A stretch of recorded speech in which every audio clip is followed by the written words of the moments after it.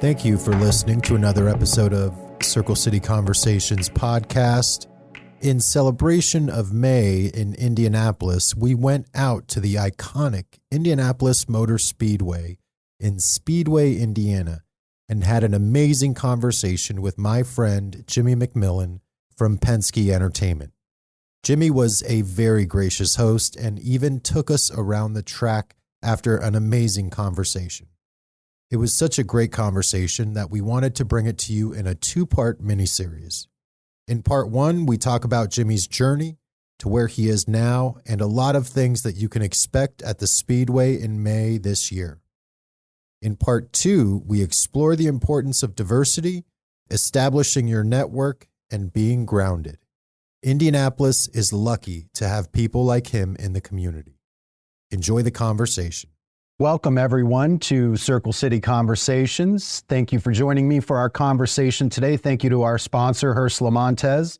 Today is a very, very special day at Circle City Conversations because we are here off-site at the iconic Indianapolis Motor Speedway with my friend, Jimmie McMillian. It's so glad to have you here. It's a pleasure. Yeah, thanks, Jimmie. Jimmie, thank you so much for hosting us here at this amazing location and allowing us to come here and share your space with us and share a good conversation. Thank you. Alex, and thanks for coming and appreciate it. And hope you all will come back in May as it approaches, and our first race of the season in March is this weekend in St. Pete. So it's an exciting time around here. Nice. Yeah. And for everyone listening, if you have not been to the 500, you need to go.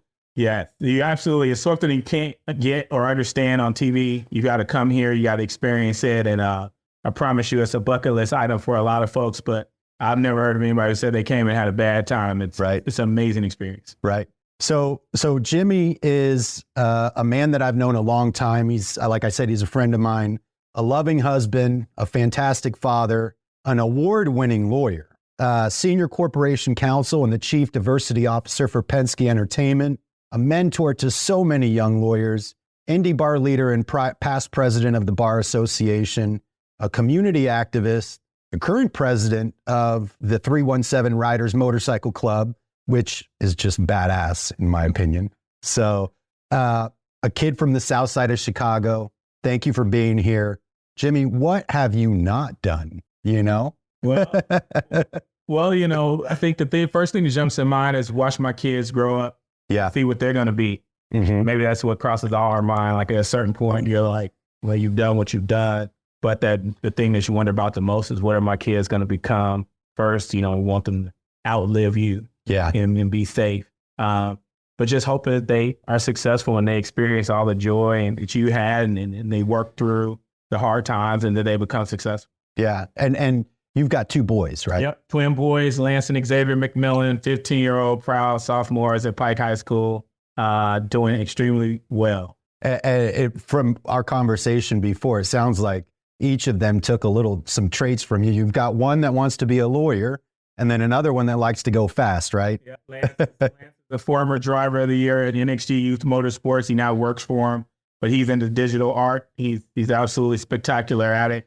And then Xavier, baby Tack, as they call him, is the X-Man, is a soccer player. He wants to be a lawyer like his mom and dad, and he is absolutely a blessing. And so I am extremely blessed to have phenomenal kids who are excellent at their future career aspirations. That's great. So let's talk a little bit about yourself. We mentioned earlier that you're from the south side of Chicago. Tell us a little bit about kind of growing up and your upbringing. Yeah, the first thing I tell people is I could go home today. My father still lives there. I could go there today and I could be home for a month and never see somebody white if I just stay in my neighborhood. Wow. I think that's an important perspective to have because it's the perspective that I come from every day in terms of my mentorship of young people, particularly people of color. Is that understanding of what I did not know and what I did not experience. I went to school at Morgan Park High School, which is in that same South Side neighborhood. And so my mother was a school teacher, taught special education for 36 years in Chicago public schools. My father didn't work. And so my level of exposure to not just corporate America or, those principles of networking and things like that, but my level of exposure to white people was very, very limited. I went to a black church. My cousins, everyone. It was a very like from black neighborhood to black neighborhood to black experience to black experience. And really my first encounters with white people were when I went to college. Really? And so that for me was a learning experience. And it was something that in many aspects, I felt like people expected me to know things that I just did not know. From a social perspective, from an interactions perspective, I had not experienced them. And I needed people to explain that to me in a way that was not demeaning or humiliating, but a way that really understood and embraced that sometimes our communication styles are different. Yep. Our interaction styles are different. And you got to learn that to be successful. Yeah. And we talked earlier, you graduated from high school at 16?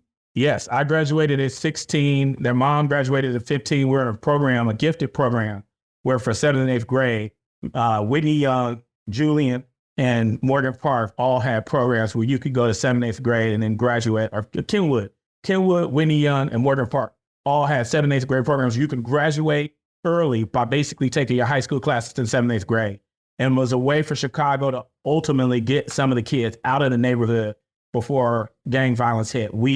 Our neighborhood was, a constant battle between gangster disciples and vice lords. Yeah. My best friend, Sean Newstetter, got shot in the head. Drive-by shooting is one of the reasons my mother let me graduate early. And just all of the things that come with living in impoverished neighborhoods: alcohol, drugs, crime, gangs.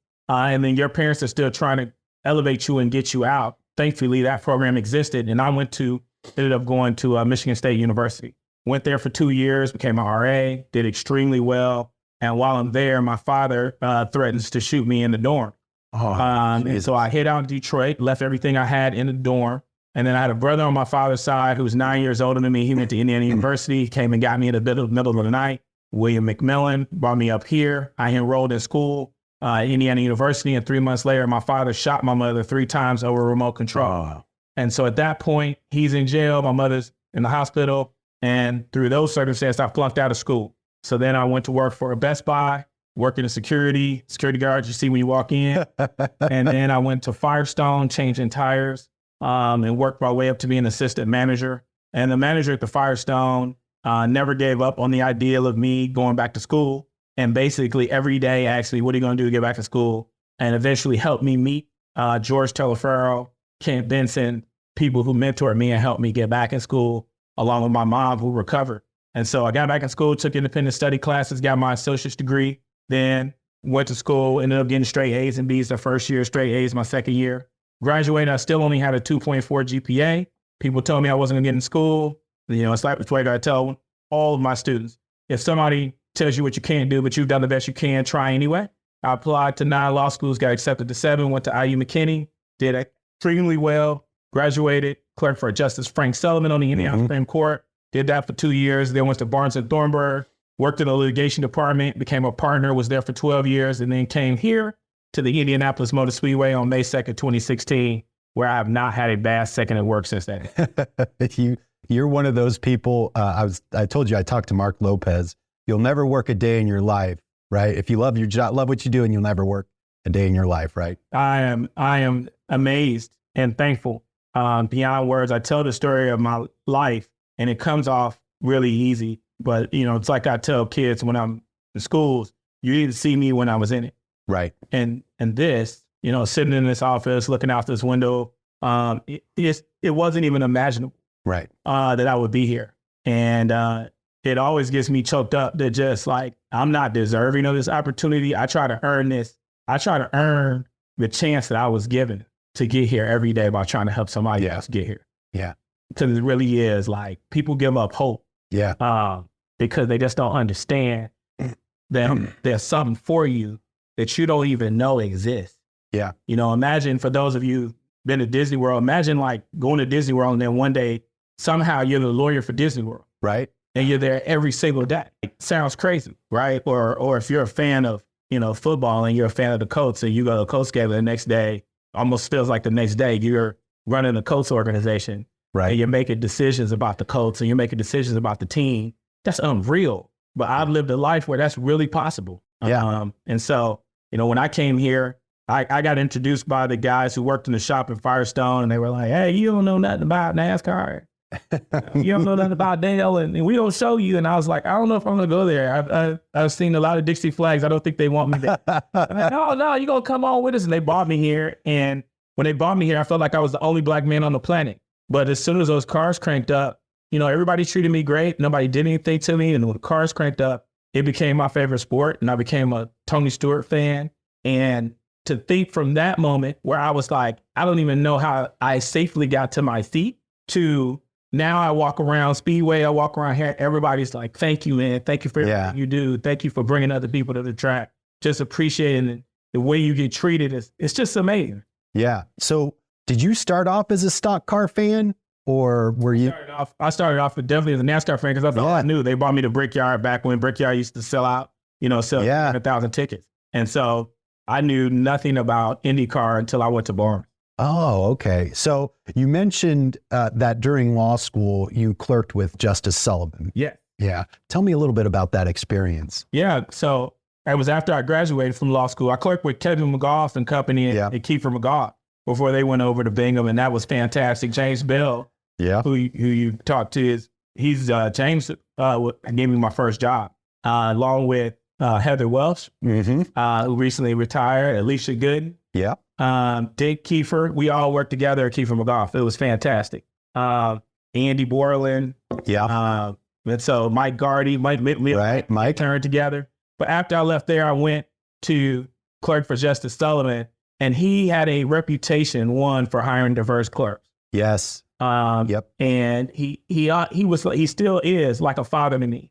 He gave me opportunities, again, not only to learn and practice law and learn how to draft opinions, but for example, he let me sit in on the Juvenile Justice Commission to see how the decisions were being made about the new laws that were being created for juvenile justice. He took me along with him into rooms and spaces that I never would have been able to go to on my own.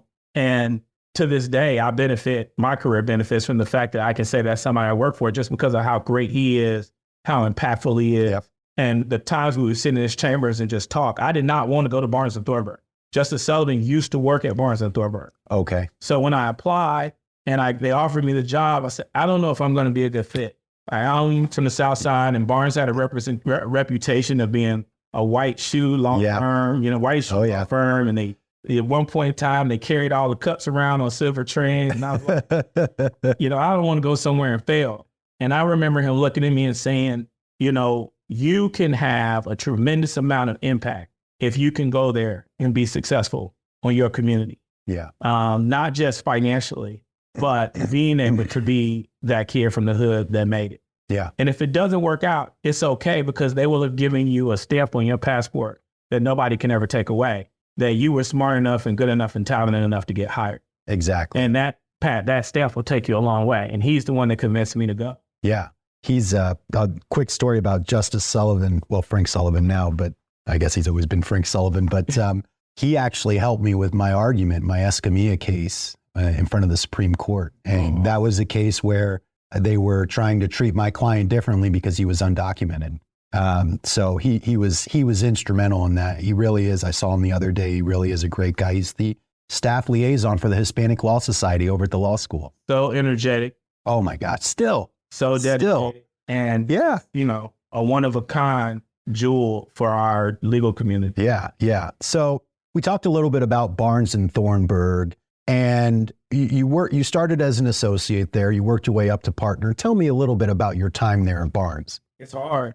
Yeah? It's hard. Working at a large law firm is hard. They don't pay you a lot of money for nothing. Right. I work with some fantastic lawyers. Keninsky, who was extreme, played an extreme role in my life. He met with me every month for almost every month for all 12 years as a mentor to me, from the very beginning to the very end, coaching me, training me, developing me, talking to me, keeping me from quitting. Many times I started out with, we get up from this table, I'm telling you, I'm going to write the email, I'm quitting, and he kept me motivated. And, he gave everything he could, not only to me, but so many other people, to keep them on track and keep them pushing. Worked on some great cases, worked with Magistrate Dinsmore. Yep. The two of us worked on a Walmart case that right before he left, we were going to trial, and I kind of didn't know he was leaving. And all of a sudden, he's like giving me more and more things to do as part of the trial. You're going to cross. Oh, yeah. And then I find out, he's on his way out, but he set me up to be extremely successful, and he didn't have to. We spent a lot of time together. Joe Eaton, phenomenal. He gave me a chance to run some Speedway Super America cases. So my trajectory at Barnes was different, and it's kind of a story about your practice, and it's what I tell young lawyers. Yeah. You take the experiences as they come and you make the most of them, but you can't roll other people's boat. There's times in your career where you'll always be looking to the left and right and saying, well, why are they getting to do X? Or why are they getting to walk on Y? And you're not focused on what you're working on. So I had cases that, for example, I was doing 13 depositions. I think I did 13, 14 depositions my first year at Barnes, which was unheard of. Right. For a first year. Yeah. Right. And a lot of times those cases were cases where the rate may not have been the same as if I was working on a larger case where I was just doing research or appellate work. And at the time, I'm trying to figure out, am I getting the right experience? Am I working on the right stuff? Because it seems like I should be over here. I like this work. I love this work. And it fits my personality. What I didn't really have an understanding of until later is that the partners who are there, they're looking at me and my personality and saying, we want you doing desks, not sitting back writing briefs. We want you to get to the point that you could try cases. And that's okay. And it actually ended up being great and awesome and fantastic. Even though there was an economic disparity sometimes in the work I was doing versus the work somebody else was doing, from a long-term perspective, I come out ending up getting skills and talent in the things that I like to do and that I do well. And so that's one of the things I learned at Barnes. The networking, the support that I got in terms of, engagement nationally. I was involved in, became the deputy chief of staff for the NBA, was president of the Marion County Bar Association, got involved in drug and device litigation, grew clients. Lily was a client of mine, did work for Whirlpool, fire cases. Fire cases? Dryer fire cases. Oh, dryers catching on fire. Defending products. Dryers allegedly catching allegedly catching on fire. Oh, that's funny. It meant nothing. Right. I denied it. Right. But, did some really, really great work. It met some phenomenal people. I got involved in this thing called the Leadership Council for Legal Diversity, which was where I met my true guru, my Yoda, Wharton Bellamy, who changed my life. And now, faculty and close friends with folks in the program called Charting Your Own Course, which I'm a huge advocate of. But all of that happened because of Barnes, a place where initially I was told by Black and white people that you won't last. I was the first person in like 30 years to make partner from first year associate to partner in a firm in Indianapolis of color that was Black. And I don't like being the first and I don't like being the only. I'm prouder that the people that I've mentored and some of the folks who I brought into the firm have since become capital partners. And they've gone, beyond what I became. I was a non-cap when I left. A lot of them, Angela Freeman, Alicia, Ray, those people have gone on to make that step, the next step. Charles Bush, capital partner, Ice Miller, a lot of the people that came behind me, now seeing them move even further is what I'm the most proudest of. Yeah. So you talked a little bit, you mentioned that people said that you won't last. You don't seem like the kind of guy to take that very lightly. When someone says you can't do it. I don't. It's scary. Right. When I came here, my mother said, "Are you sure that place is going to stay open?" And I said, "Ma, I think that Lily would move to Mexico before they close the Indianapolis." But it was scary to know, will my opinion be valued? Right. Do I know enough about this culture to be relevant? I didn't grow up watching the Indy 500. Names like Foyt and Andretti and, Penske and all that. I had to learn that as I came into this environment. And without knowing it, and then I'm encountered and surrounded by people who literally this has been a part of their childhood. This is part of their family upbringing, add in the fact that I'm Black. And what does that bring or give or take from my credibility and whether people will take me seriously? This is not a place I come into and there's a bunch of my friends here every day. And all of the stereotypes that people used to have, not only about this place, but about large law firms And some things you just see, like you don't see that many Black partners in law firms still to this day. Correct. You don't see that many folks in racing till to this day. But at the heart of it is, I'm a human being that wants to make money when I'm at the firm, right? I want to make money and I want to be a great lawyer. At the heart of it is, I'm a person who likes speed and cars and bikes. And we cannot have places and spaces that we don't enter because of the color of our skin or because of our gender or our sexuality. We can't. It doesn't help those places because they don't get the benefit of our talent, our life experience, our wisdom, and all of the things and money that we can bring to the table. It doesn't help us because ultimately it puts us in boxes that for some people will be stifling and will strangle them to death. Yeah. We have to be open to everyone being able to enter those places. And you have to have folks with courage to say, I'm going to try. If it doesn't work out, then I'm sure God has another plan for me. Yeah. But if the door is open, I'm going to go through it and I'm going to do my best and I'm going to pray every day and I'm going to lean on the people that support me and I'm going to try to represent as much as I can. And that's always been my goal. Yeah. Yeah. Jimmie, I tell you what, man, that's why I love you, dude. You know, like you are a firm believer like me that you can't treat people differently just because of who they are. Yeah. You know, you just can't. And that was, I talked to you about that Escamilla case, you know, and I was representing an undocumented person in that case. People would post on the Indy Star, you know, comments about that lawyer should be shot, that guy should be shot, you know, and all kinds of stuff like that. When the Indiana lawyer came in and talked to me about it, I said, you just can't treat people differently because of who they are. Yeah, people need to wake up. You know, one of the great benefits of riding motorcycles is I have a broad network of people, not only that I ride with, but places I go. I've ridden all over the state. And the state of Indiana is changing.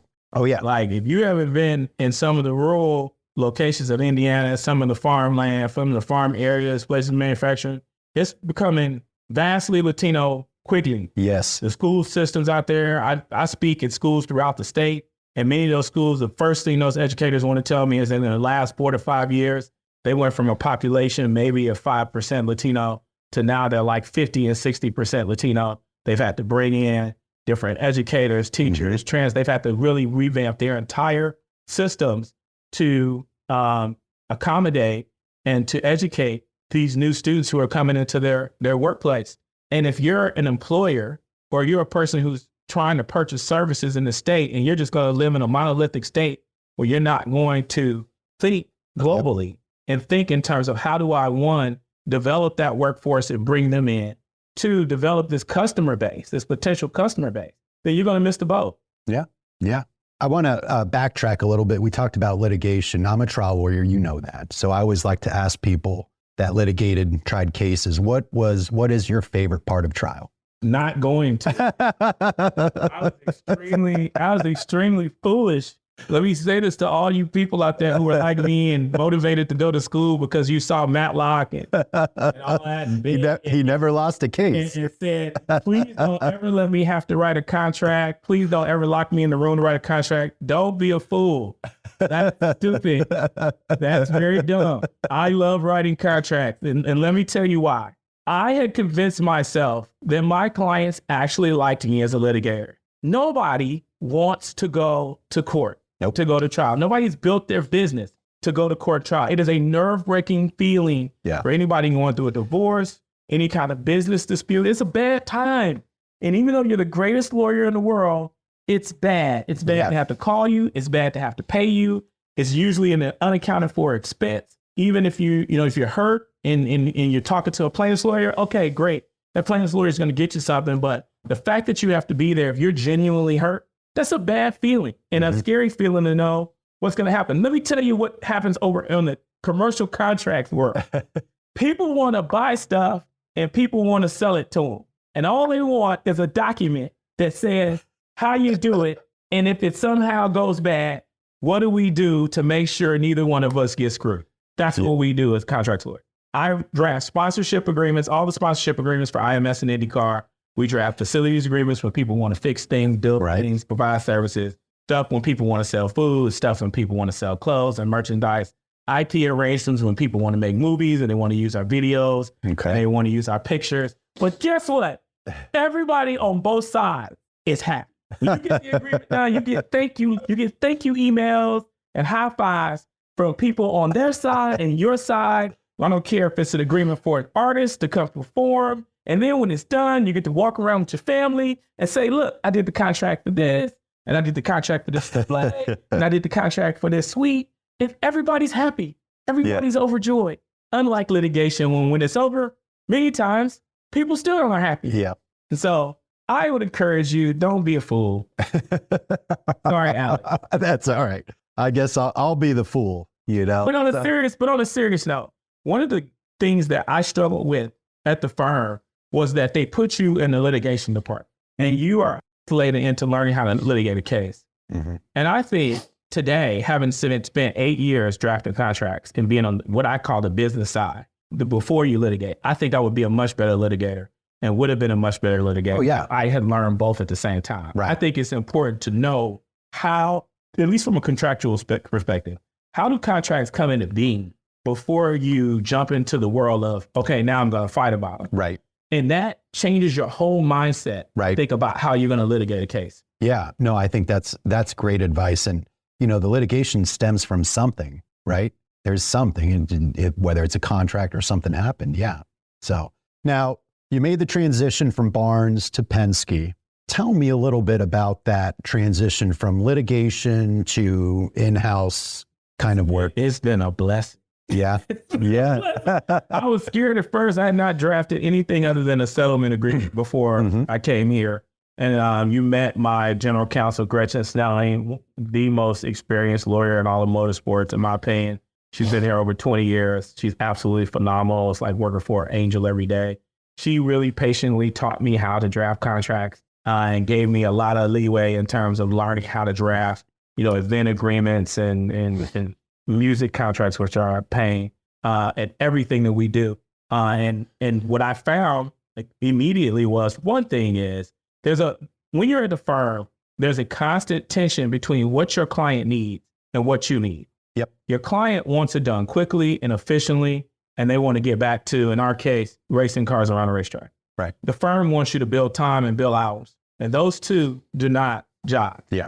To give you an example, it really doesn't take me much longer if a sponsorship agreement is worth $200,000 and a sponsorship agreement is worth $10 million. It doesn't take me really much longer to do one or the other. But if you're in a firm, you feel like it has to, and it should. And that's the problem. Yeah. For me, I wanted to make sure that my work as a lawyer was closely aligned to my client's needs. Yeah. Now, that means making less money than what you would make in a firm. But it also means now I know what it really takes to do the work. Mm-hmm. I've taken my personal interest pretty much completely out. I'm going to get paid what I get paid. And I'm totally focused on solving my client's problems. Yeah. And my client on the other side is not in any way concerned about, the bill. Right. Do I want them disengaged? Do I want them to know everything about my business? Because if I tell them everything, they're going to charge them for it. Right. How deep do I want? So you become, in some ways, as a litigator, you're a mile wide and an inch deep in a lot of cases. Mm-hmm. And to me, that affects your ability to provide the best possible service for your client, because they're scared to give you depth sometimes because you got to pay for it. And you're not necessarily looking at depth because you're looking at the next case. Right. The next case, the next case, the next case. The biggest thing that I benefited from was now I'm in motorsports. Yep. A motorsports attorney. I'm an attorney. I know IndyCar. I know NASCAR. I know things about racing. I know all those pieces that come to play there. And it's not just isolated to litigation. It's litigation. It's IP. It's the workers' comp aspect. All of that plays together to make me a more competent attorney that my clients internally feel very comfortable coming to me and saying, I need help. Yeah.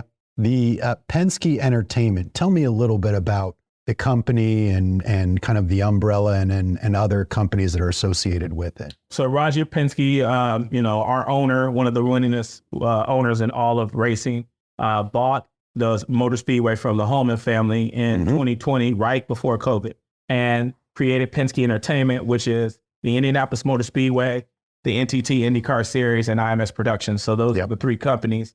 I and the legal department, HR, we're all shared services for all of those companies, accounting. So we serve all three companies. Roger, of course, owns many other businesses. The most prominent is Penske Trucking. Yeah. Those yellow trucks that you see going down the road. He's the largest trucking operator, I believe, in North America. Wow. Global business with his automotive group, Penske Automotive Group, sells cars in here, in Europe, in Australia, all over the world, high-end luxury vehicles as well. And so we come into that with the benefit of a billionaire owner who is super engaged in this sport and super engaged in our business. I would bet of our 250 employees, he probably knows at least 60 or 70 of our employees by name. He is here probably at least every 2 weeks, 3 weeks. He's on site all day. So to have his engagement and his passion, particularly when he made the request to come up with a diversity plan and then for me to lead it, it's just amazing. And to have his commitment. We've been able to do some things that you would not be able to do without a billionaire owner, like start Force Indy, which is a team totally dedicated to diversity, diverse engineers, diverse driver, Miles Rowe, who won USF Pro 2000 last year, will be racing in Indy next. That's because of Roger. And his commitment to that and drive for that is why I think you see the reaction you see from the public about this place, where it is getting broader and more expansive, and people are talking, and you come out here, and one of the comments I get all the time is, this place looks different, feels different. Like, people are like, my Black friends are here. Well, you come here and it's like, you see Pato and you see Helio and you see Tony, and more of their Latino heritage is on display. Yep. You look at our show 100 Days to Indy, and we actually went and filmed them at home in Mexico. Really? Right. So, so you're starting to see an embracing of not just that we have drivers from different countries, but we have drivers who are from different countries and are still from those countries and bringing their culture here. Yep. Which is important, I think, for our business. Absolutely. So I read an article recently about you, and you called this the world's greatest racetrack. Yes. Yes. So why? Why do you think that? Oh, it absolutely is. We're the largest single day sporting event in the world. It's our history. It's our traditions. Yeah. It's the way that the community, not just the state of Indiana, but it's the way that the United States has embraced this race on Memorial Day weekend, which is what we're known for. You go to places and you're from Indiana. They say, oh, Indy 500. Yeah. It's the pre-race ceremony. It's the recognition of our veterans. It's the way the technology and the growth and everything that people can come here and see that you can't see at any other place in the world. Our friends at F1, God bless them. Many of them are openly scared to do what our 33 drivers do on Memorial Day weekend, which is race on an oval at 200 speeds of over 200 some miles per hour. And it's not something that everybody can do. No. It's families, people who are proud that for 60 races or 70 races, they've never missed a race. Right. It's the Snake Pit, one of the largest. That's what now, one of the largest and most popular EDM concerts in the world, a party that goes on from the time the gates open to the time they close. And that new young fan that's coming through, it's our day, citywide cut day, where, folks say, hey, the Friday before Memorial Day weekend, let's take the day off and we're all going to the track. And, in the name of Molson Coors, we're going to enjoy a beer together. Yeah. So those are all the things that make it great. And I think selfishly, me being in the position I am is going to be a part of that and opening the doors for others. Yeah. I'm hoping that we create through Miles Rowe, our driver, Kristen Wheaton, who's our African-American head of HR, Louisa Macer, who's our head of community engagement. This place becomes symbolic of what America really is in every single possible way. Opportunity, growth, the best of talent, all coming together for something that we all love, that we celebrate under the American flag and a flyover that will move you every time, that day hits. And so all of those things make this the greatest spectacle in racing and the greatest racetrack in the world. Yeah. And, I put our event up to anybody's. Right.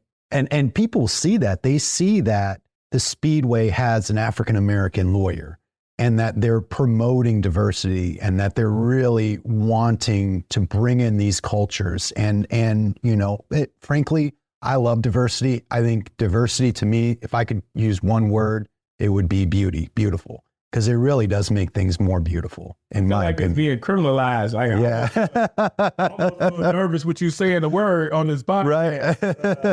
Right. Some states, they might be ready to shut you down right now. Right. Saying the word. I mean, it's just amazing that the words diversity, equity, inclusion, if you have a class at a college or university, and then it's public, they're ready to shut you down. Yeah. And that's sad, man. It's really sad that fear has created an environment where people are scared to say we should be more diverse in a country that, when you think about, Ellis Island, you think a great mix. We've always been, I thought, proud that this was a place where so many people could come and call home, and could make a way from fear, escaping persecution in our own, countries. And now it's like, no, we don't want to talk about that, because that requires us to admit that we may have committed some atrocities. Exactly. That requires us to admit that some of us may have systematically hurt people. Instead of acknowledging that, that's okay to admit that. Yeah. That's part of the story. And then part of the story is also that there were people who helped people overcome that and get better. That's the story of America. That's the story of life. Yep. That's the story of human beings. When we talk about equity and people think, oh, well, that means you want everybody to make the same amount of money. No, you want everybody to have the same opportunity. Right? As long as you have the same opportunity, we're not going to take advantage of it. But I shouldn't be denied the opportunity simply based on the color of my skin or my gender or my sexual orientation. And, you talk about inclusion, it's like, well, everybody should be included. Everybody shouldn't have a seat at the table.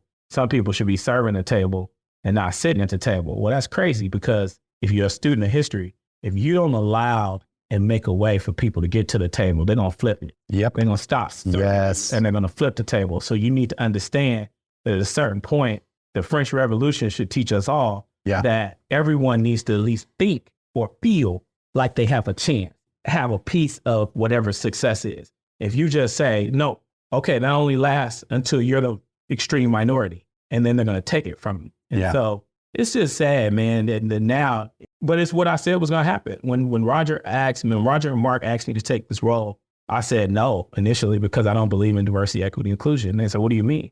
I said, quite frankly, people don't finish the job. They cut off the programs before they're there. They want a quick fix to something that's 100 years old. Yeah. It's a cost. It's a constant cost of spending money. And they want a solution that's really fast, and that's hard to do. There are deep-seated problems and issues that you have to be committed over a period of time. And it's something you have to constantly stand up and say, we've done some, but we got more to do. Right. If you're asking for 1 + 1 = 2, that's not realistic. Racism, stereotypes, the issues that are there, giving me a job doesn't mean you're diverse, equitable, and inclusive. Correct. Yeah. Why? Because now I got to keep the job. Now I got to get promoted. Now I got to do well. And now I need to make sure that the next person gets the job and the next person gets the job. Have you changed the culture? Am I happy in the job? All of those elements have to be fixed beyond, okay, we had a number. Right. We're now 13% Black, 12% Latino. We're good, right? Yeah. No, we're not. Most companies don't have the stomach to stay in it for a long period of time and dedicate the resources that it takes to do it. And eventually, people don't want to be called racist or be told that they're not diverse, equitable, inclusive for long periods of time. They want a solution, and we're done, and they want to hug each other and say we're all good. That's why we're at. And I mean, that really goes back to the admitting the problem, right? Seeing it and saying, there's a problem here. Yeah. They want the quick fix. They want to, sweep it under the rug? You know what I mean? It goes back to where I started with perception. And it's very hard for people to perceive. Still today, if I call my mom right now and say, I did a podcast this morning, and I'll say, Alex Lamont has interviewed me, my mother's going to ask me, is he Black or white? Black or white, yeah. And from whatever I say, Black, white, Latino, then from there, she's going to judge everything else that happens from that conversation. Why? My mother's father was lynched for looking at a white woman. He was Black in Mississippi. Jesus. And so we're not that far attenuated from things and situations that color both of our perceptions of each other in terms of how people of color perceive white people and how white people perceive people of color. That is a lot mentally to get over. Yeah. When you start talking about job performance or even school performance. Lewis Hamilton, who is the 7-time champion of F1, created what's called the Hamilton Commission to figure out why there was a lack of people of color in F1. You have this global sport, global racing sport, with global drivers and teams that are dedicated to racing all over the country. But when you look in pit lane, mostly white males. And where are your, particularly, he was looking at where are your driver engineers of African descent. And what he found was interesting. One of the things he found is that Black people of European descent even shied away from things and jobs that were defined as requiring excellence. So if you have a job and you say, we only take the best of the best, you have to be outstanding, you have to be excellent, that students, young Black students in Europe would say, I don't know if I want to do that, because they had never either been defined as excellent themselves or no one in their family had been defined as excellent, because the people to decide that you're excellent were white. And so if you've never seen that, you psychologically start saying that's too hard. I don't want to be that. And I just want to be average and okay, unless it's something like sports, basketball, football, where people of color are told Michael Jordan's excellent, Shaq's excellent, football players excellent. Yeah. So that blew my mind, that you can literally, culturally deter a whole race of people from becoming doctors, becoming high-level engineers, becoming lawyers, by saying you have to be perfect, or you have to be the best, or you have to be the greatest to do it. Oh, that must not be for me. That must be for somebody white. Wow. Right? Yeah. And trying to now talk to different schools and educators and stuff and saying, look, we have to continue to say to students of color, you are excellent. You are great. You are prepared to take on that challenge. No matter what it's defined as in that role, that job is for you. But that's difficult to do if you look at those jobs and you say, I don't see anybody getting awards. I don't see anybody in my community. I don't see anybody going back or coming around me who is defined as the best doctor, the best lawyer, the best engineer. When I go up and down the F1 paddock, I don't see anyone looking like me. When I go up and down the IndyCar paddock, I don't see anybody looking like me. You have to understand the damage that you can cause to America by having that as the narrative. Wow. So let's go back. Let's talk a little bit more about the Speedway. I want to talk a little bit more about some of the plans that we've got. So I remember I saw George Clinton here years ago. Yeah. It was awesome. I loved it. What, this is May. That's the big thing in Indy. So this May, what can we expect? Let's talk a little bit maybe about shows. Who's going to come perform at the Speedway? So we've got our EDM concert with all of our EDM DJs that are going to be here. And now we've got, I don't think it's been announced yet. We've got our Card Day concert, so I can't say. Okay, that's all right. But I'll hint that it's going to be bad to the bone. Oh my. So that's coming. And we got, we're going to have Legends Day, which will be a country artist. I don't know if they've been announced yet, but we'll have our Card Day Legends Day concerts. We're going to have an opulence at a Speedway event, which I think is going to be interesting during qualifications weekend on qualifications Sunday. And it's going to be put on by the same people that used to do Dinner on Block. And they did a Dinner on Block event on the racetrack. So I'm looking forward to that. That's going to be a diverse, upscale event that they're putting on, that we're working with them on that.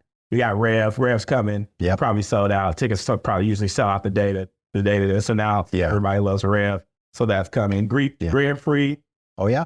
May 11th weekend, qualifications weekend, 17th, 18th, next weekend, Carb Day, Legends Day, race coming up. And it's going to be, every day out here, practice day is outstanding and has grown to where you have companies and businesses who are out here almost every day. Wow. Hosting suites, hosting events, having conferences, engaging the business that goes on here. It's one of those things that I try to talk to professionals about is when your boss or your supervisor says, do you want to come to the track with me? You got to say yes.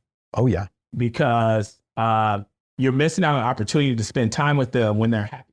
Right. You're missing out on an opportunity to build those relationships and networks. One of the things I commonly talk to my mentors about is you're going to get to a point where it's assumed that you know how to do your substantive area of the work. Correct. People almost won't even talk to you about it. They're just going to say you're a lawyer and they're going to keep moving. Yeah. What they want to know is, do they like you? Do they want to spend time with you? Are you somebody that they want to develop a relationship with? And if you reject them in things like coming to the track, which is part of the fabric of this state, Correct. you may not ever have that opportunity again to spend 4 or 5 hours just sitting in the stands, walking, talking, learning in any other way, shape, or form. Your relationships can't just be office-based, right? Now, that's not to say that some of those same supervisors shouldn't come to you and be with you in your spaces and places. Mm-hmm. But this place is a place where business is conducted as much as anything else. And, people go to the Pacers suite and they go to the coach and they're sitting there. I've got friends who are like, I never get invited to the coach suite. Well, you never will be. Those tickets are hard to get. Oh, yeah. We have 280,000 seats in the grandstand. And so, yes, it is more frequent to get invited here.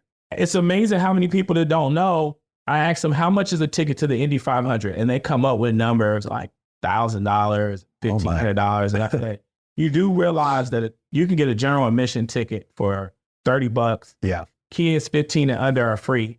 You can bring in your own food, your own beverages, as long as it's not in glass. Bring in your own alcohol. This is the cheapest sports ticket in town. Yep. And there are literally folks who have grown up here with their kids, paying thousands of dollars, more than they can ever afford, to go to the Pacers and the Colts, but haven't been here because they don't realize how affordable it is and how easy it is to come here. Yeah. And so come early, right? Come be a part of it. Come see it. I promise you'll become a family tradition.